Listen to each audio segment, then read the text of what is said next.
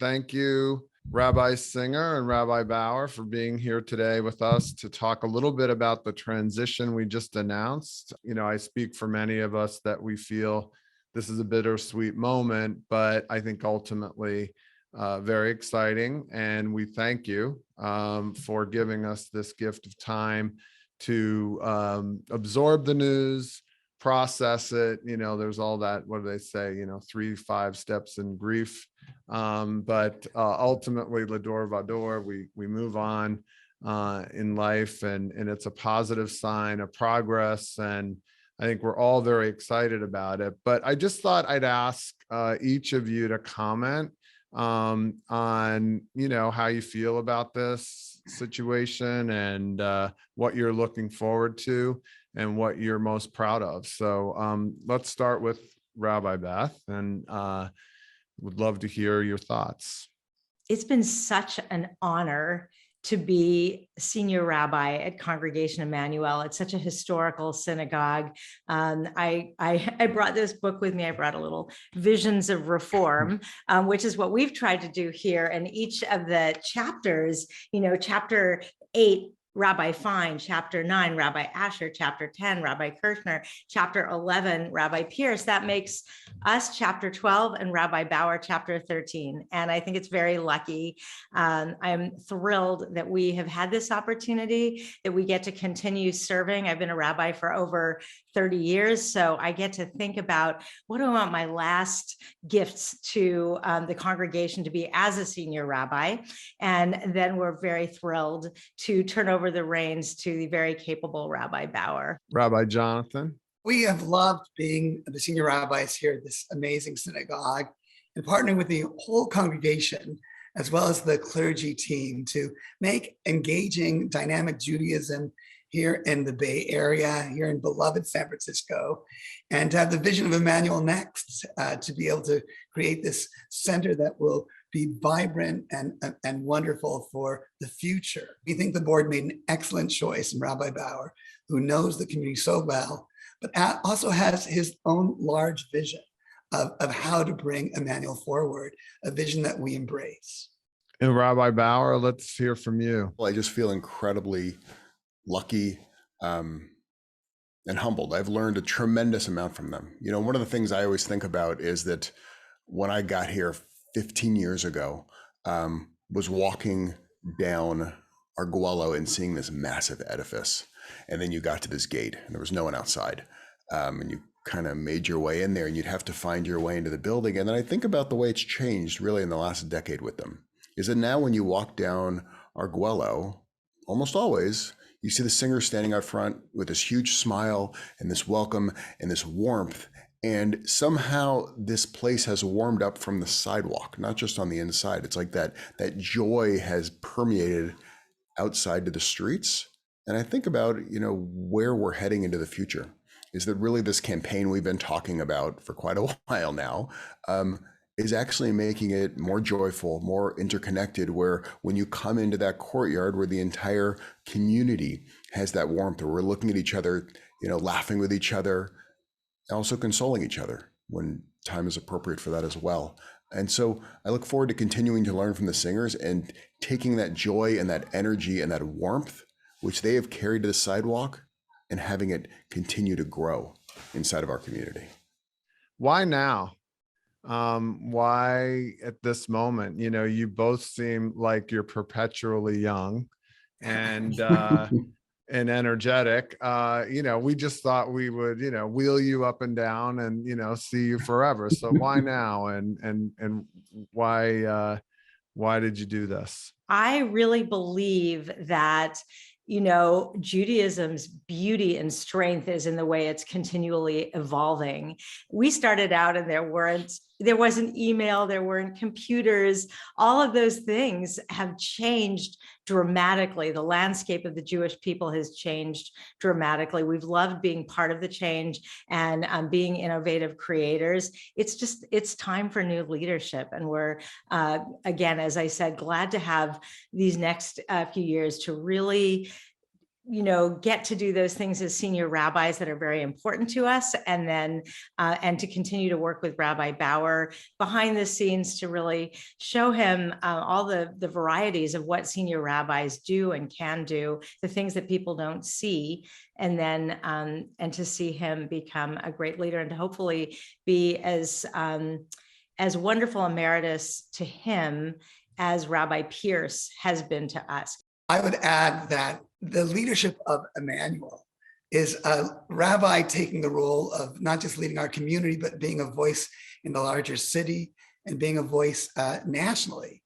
And the fact that we will be 65 at the end of this period where we're senior rabbis, we really believe that leader has to be all in and dynamic and able to bring everything forward. And we look forward to being Rabbi Emeritus, working under the direction of Rabbi Bauer. On a personal note, both Rabbi Beth and myself lost parents when we were younger. And so we understand the limitation of time. Rabbis have to work with the life cycle. And so knowing that we'll have an opportunity to be helpful and engage with Emanu-El, we're invited, but also able to do other things in our life and enjoy our family and maybe grandchildren, who knows? We look forward to that too. So Rabbi Bauer, let me ask, how do you replace the greatest of all time, right? We get these questions all the time out here in the world. Let's talk about the incredible riches we have in the team. And, it's like, while this transition's happening, we're lucky to have so many other amazing members of the team. It'd be wonderful to hear you comment a little bit about, this. I'd like to liken it to the Warriors, right? We have a great organization and we have a great team and bench and all of that. It would be wonderful to hear you talk a little bit about that. What is so wonderful about our team is how different we all are. And so, we have these weekly meetings where we come together and it feels like a Beit Midrash, like this house of study that you read about in the Talmud, where everyone is saying something different. Sometimes we all agree, but oftentimes we all come in seeing it completely differently. And because of that, the first thing it does, it enables all of us to just be more authentic to our true voice, because someone else might hold a different area where we can say, no, this is really what I think. And then each one of us, because there's such mutual respect and care and love among all of us, is that we all kind of pull each other into a similar direction of in the middle. I think about the mezuzah, that there's a machloket, there's this argument to put the mezuzah up and down or do it sideways. And eventually the rabbis say, just do it at an angle. And so we're kind of right in the middle. And that's really what our team is able to do, because we have so many different and wonderful voices inside there.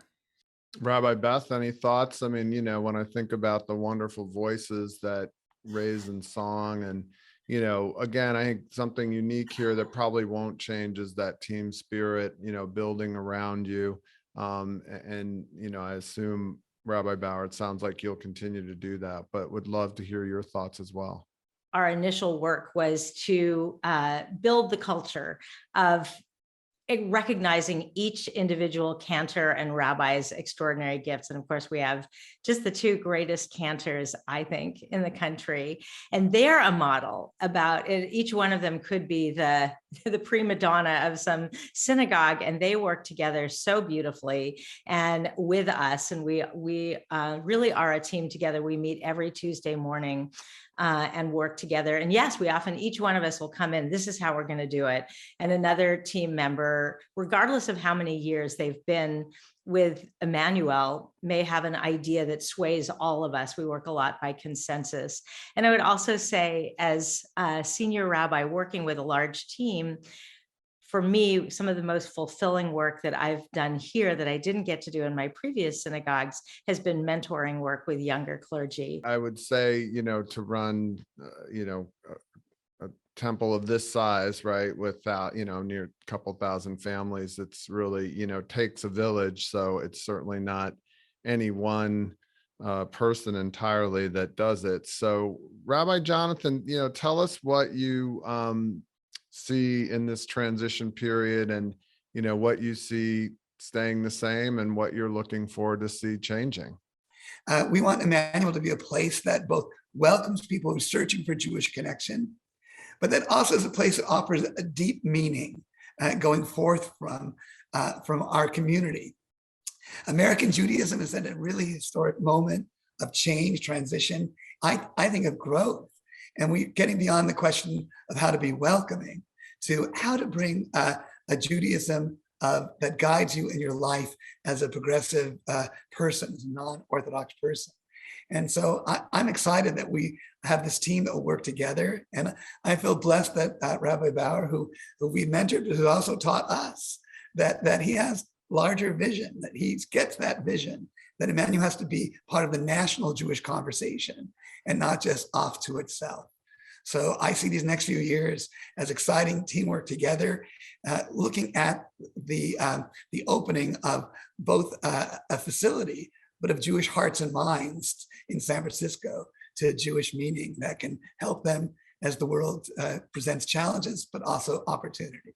So Rabbi Bauer, that's a perfect transition to, things we've talked about with Emanu-El next. How do you see leading us into the future now that, there certainly are plenty of challenges to, the Jewish people here in America and internationally, maybe more visibly than we've ever seen before. Mm-hmm. And sort of what the new building, we talked about it being a beacon, on the hill and a place for gathering, et cetera. I'd really like to hear, how you're thinking about the future from your own vision standpoint. It is a different time to be an American Jew right now. I'm different than in my lifetime than in most of our lifetimes. And it's also, if I expand my lens and I go back over Jewish history, this is not the first time we've seen, rise in anti-Semitism. And historically, we actually have a pattern of, what works and what doesn't work. And what has worked is when you actually don't kind of shy away from it and hide, but you actually step out and you say, no, this is actually who we are. Here's what we bring to our city, to our country, to our world. And if you think about the founders of our synagogue, that's what they were doing with that dome. It's a fake dome on top. When you actually in the main sanctuary, they plopped another one on top just so all of San Francisco could see that we were here. And we were here to build the city. And I think if you look at the work we've done over the past 100 years here, from the 1906 earthquake when we were feeding people in Golden Gate Park to make sure that the city could survive, to bringing the World's Fair in, to helping with the AIDS crisis, to helping with refugees, and even with homelessness in the past few years, is that it really has been our obligation. It's our responsibility to the city, not to really accept where it is, but to have this vision of what it could be. And then to get the boots on the ground and to become more organized than anybody else and really try to lift our city up and then hopefully move our state and then our country in that same direction.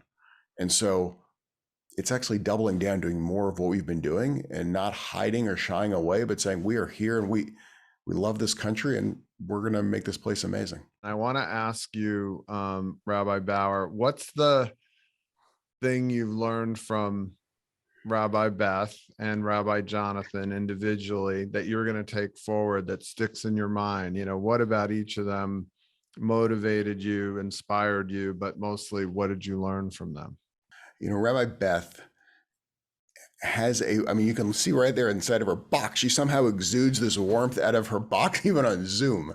And one of the greatest, gifts that Rabbi Beth has brought to Emanu-El, but I think throughout her rabbinate, is actually remembering the individual eyes and the individual souls and having those relationships. So that weaving of relationships is actually what builds the foundation of a community. And once you do that, then you can start building above. But if you don't actually have that, there's nowhere to go.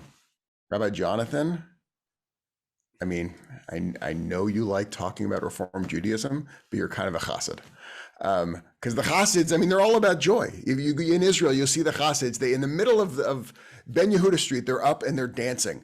And I know, Jim, we've talked about that. At your daughter's bat mitzvah, there's Rabbi Jonathan jumping up and gets the entire sanctuary to stand up and start dancing throughout the aisles. And a lot of these people had never been to Emanu-El before, but it's that passion and that joy and that excitement, which has inspired me and also really influenced me. And so it's taking those two and learning, and you take each one of these gifts and you try to add to the world. Well, that's perfect, because that's what we get out of it as congregants. We don't want to lose that personal touch and warmth that Beth brings, and that joy and celebration and that Yeah. sense of excitement that Rabbi Jonathan brings. So good. We'll be holding you to it. Now, as we think I got my about dancing that, shoes on. I'm working on it right now. okay, well, let's turn it on Rabbis Beth and Jonathan to put them on the spot and just say, why is Rabbi Bauer so ideally suited to lead us into this next generation? Rabbi Bauer wants to be a voice, but also wants the voices of the other clergy to be heard as well. That he really has embraced the collaborative leadership that we've brought to the congregation, and the sense of joy as we work together. Each of us has to be looking towards the future. And Ryan is out there thinking about, how do we get our message across better? How do we improve our school? How do we engage groups that have never been engaged well by synagogues and often seen as family places for the children? But Ryan's been a leader to bring in men in their 30s and 40s to really be involved and put in sweat equity to Jewish life. And so that he has that connection and that knowledge and that energy and vision, I think it's a real bracha, a real blessing.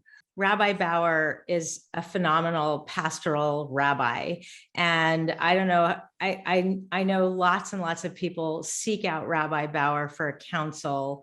And if you ever have done that, you know that he just clears everything out of his head and gives you total focus and attention. And I think that's one of the reasons why so many people seek him out. He's a wonderful presence on the Bima, very sought after for all the different life cycles and services. And I think that Ryan has a huge national vision to make us a national presence and vital and important in the very large conversation, along with locally, as we started this conversation where we have a vital relationship with the mayor and the city to continue those things. So I think he's so well suited to the varieties of senior rabbinic leadership. What we'd really like to understand, well, not so much understand, but maybe we just want words of comfort and wisdom as we go through this change and think about what this all means for us as a congregation. So Rabbi Jonathan, I'm going to start with you. Yeah, well, we're having this conversation during the month of Vador as we get ready for Purim. And I want to point out two things about that we can learn from the book of Esther. And the first is that Esther realizes that she's told by Mordechai that you've come to this point for this time for a purpose and to take the leadership. And I think that that's true of Rabbi Bauer, that he's been immersed and engaged in the congregation for all these years, and that he can help lead the synagogue forward in a way where he doesn't have to stop and get to know everybody, but he can carry people forward as they carry him. And the second point is that for a while, Esther and Mordechai worked together. And we have the next 2 or 3 years to work together as we make that transition to Emeriti. But we look forward to this exciting time. We're working not just with Rabbi Bauer, but with the entire clergy team to bring us forward and keep all of you engaged as you engage with us. I would want to tell our beautiful congregants that rabbis are wonderful, rabbis are important. It's great that you have found a rabbi or 2 or 3. I always say collect the set when you're at Emanu-El, but that really it is you and the synagogue and the generational transmission, Vador, from generation to generation, that makes the difference, that puts Emanu-El on the map more than any particular rabbi. And what we really try to do at Emanu-El is to create 100 different ways. Not everyone likes to go to Friday night services. I like Friday night services, but some people really love the social justice work led by Rabbi Bauer. Some people love the adult learning or the Torah studies Saturday morning. They just really are into their child having a bar or bat mitzvah. There are so many different ways for you to connect yourself to the synagogue. And what's going to make it a strong and healthy next, with a beautiful building that will open, God willing, in 2025-ish, is you, our congregants. And we want to always be there, all of us, for you to make this a place you want to be part of. I don't believe in temples, but I do believe in synagogues. And it's just that. It's that a temple, who was in charge 2,000 years ago, was the priest. And if you wanted to do Judaism, you went to the priest. But realize that's actually not who we are. Synagogue, it's Greek. It means a gathering place of people. The only thing that makes us sacred is us. And if all of us don't show up, we're just a big building sitting on a sand dune. And my hope and my dream and my excitement is that we need everybody here, is that it is not, that there's really nothing that special about a rabbi. A rabbi is just a teacher. What makes us special is everybody showing up, is making that minyan where everybody is counted. And that's actually how we shift and we move a bunch of individuals into something which is a community. And we take that community and then can really start affecting and changing the world. And so that's what I'm incredibly excited about, is that 2025-ish that we're going for is going to be the foundation of really building a deep and beautiful synagogue, not a temple. Well, drop the mic. Thanks so much for your time here today, Rabbi Singer, Rabbi Bauer. We look forward to hearing from you as this transition continues. Having you here, we're very lucky to have you leading us through the next couple of years, which we see as one with many opportunities and many challenges. And thank you for everything you've done so far and what you will do. Thank you, Thank Jim. you. I'll Thank close you, it. Jim.